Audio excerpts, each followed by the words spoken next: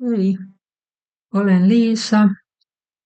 Omaa nimeäni en nyt tällä hetkellä vielä käytä.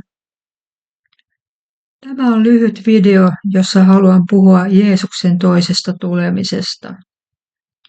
Teini-ikäisenä kävin helluntai-seurakunnassa, jossa minut myös kastettiin Jeesuksen Kristuksen nimessä. Aika vieri ja unohdin Jeesuksen, mutta hän ei koskaan unohtanut minua. Olin kyllä eräässä uskonnollisessa liikkeessä mukana, mutta koska heidän suhtautumisesta minuun oli penseä ja välttelevä sekä myöskin joskus tuomitseva, en ole käynyt siellä sen kummemmin enää. Viime aikoina olen huomannut, mitä maailmassa tapahtuu. Kukaan ei voi välttyä tältä tosiasialta. Maapallo järkkyy.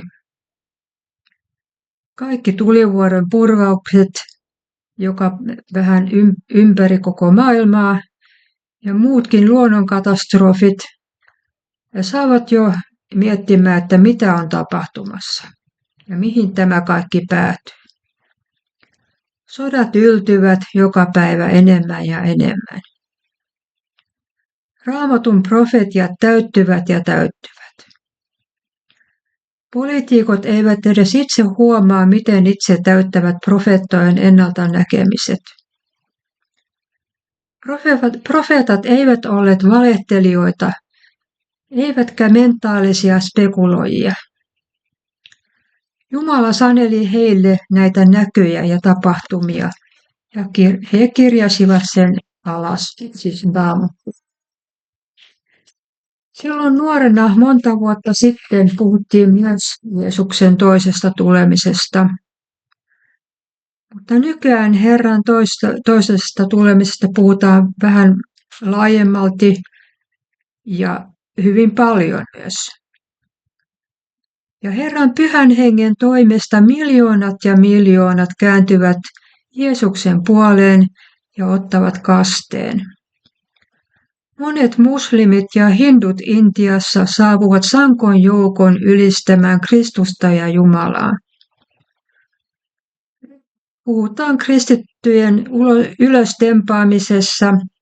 ylöstempaamisesta, siis rapturista englanniksi, eli ja Jeesuksen toisesta tulemisesta, koska profetiat vaan täyttyvät ja täyttyvät koko ajan. Sen voi lukea YouTubesta aika monelta kanavalta jo. Mutta Jeesuksen toisen tulemisen täytyy ensin kokea omassa sydämessään. Oma sydän, mieli ja elämä täytyy antaa Jeesukselle ja Kristukselle.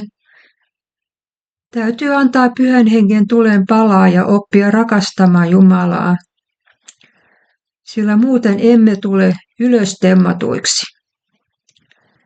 Kiitos tällä erää. Hyvää päivänjatkoa.